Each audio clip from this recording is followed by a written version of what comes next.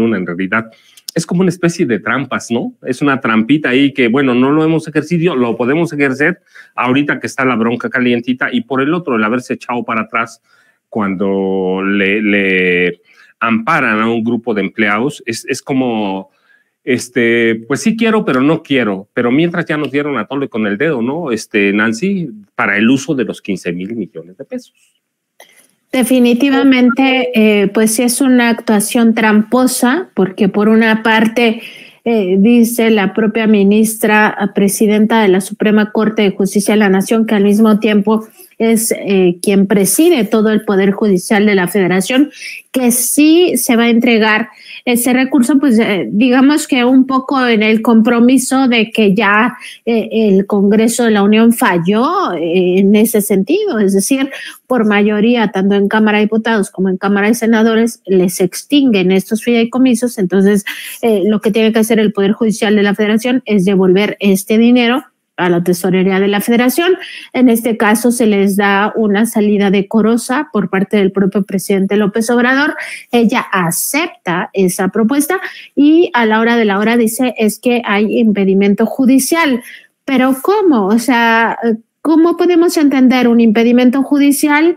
Paco, si en realidad ella está presidiendo al Poder Judicial? Es decir, ningún juez, ningún magistrado e incluso ningún ministra de la Suprema Corte de Justicia de la Nación está por encima de Norma Piña. O sea, ella con una llamada telefónica a estos jueces magistrados que han frenado el traspaso de los recursos de estos fideicomisos, pues podría decir, a ver, ya me comprometí a nombre de todo el Poder Judicial, entonces ya desatora ese tema, di que no eres competente porque ya lo resolvió el Congreso, pero pues no es así. Entonces utilizan un doble discurso, me parece a mí que ya es muy claro desde mi punto de vista que ha sido un doble discurso todo este tiempo. Primero decir que hacen justicia cuando en verdad están privilegiando grupos de poder económico sobre todo, o grupos de poder fáctico, porque también no olvidemos que el Poder Judicial ha servido en esta especie de puerta giratoria para ir dejando en libertad o con beneficios a delincuentes de cuello blanco y delincuentes del crimen organizado. Y por otra parte, pues dicen que sí están dispuestos a cooperar como Estado mexicano. Se asume en ese oficio Norma Piña como uno de los motores del Estado mexicano, y a la hora de la hora no, a la hora de la hora en realidad pues salen con todos estos pues triquiñuelas, o si queremos llamarlo de esta otra forma, con sus ventajas leguleyas, y pues al final simplemente no están cooperando y no lo van a hacer porque es un poder que sigue capturado por estos intereses, sobre todo de carácter económico, y además con un doble discurso que pasa por muchos temas, Paco, porque por una parte está este tema muy evidente de los fideicomisos, pero por otra parte también pasa, por ejemplo, por la salida del ministro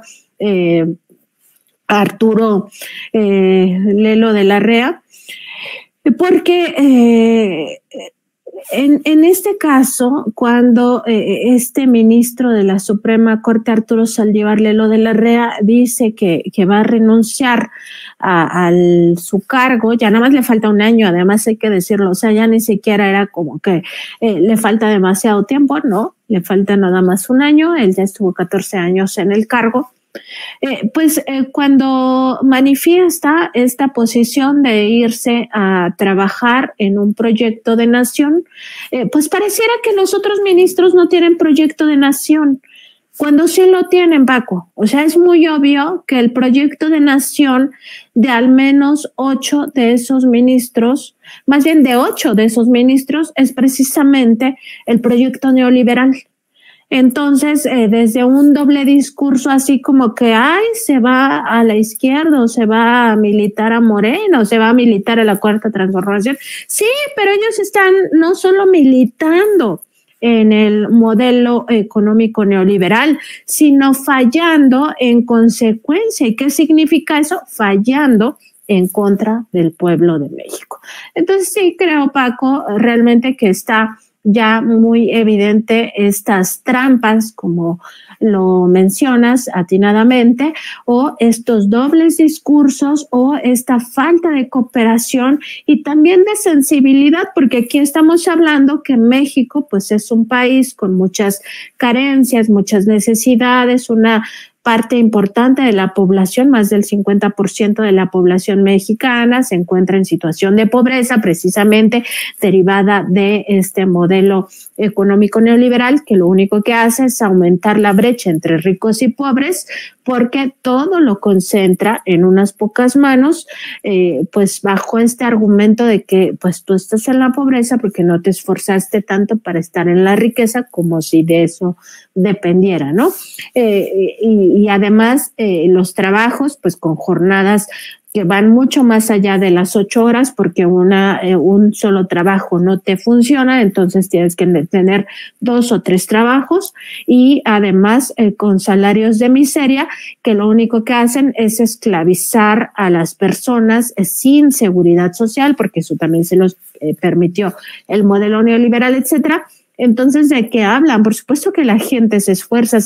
todos los días. Lo que pasa es que no existen las oportunidades. Entonces, creo que ya ha quedado muy, muy evidente que ni están por la justicia, ni están ya tampoco, ni podemos confundirnos por el bienestar del pueblo de México. Ha quedado muy claro, tenían la oportunidad de atender una emergencia de dimensiones muy importantes, como fue este paso del huracán Otis y todos los damnificados que ha dejado, y no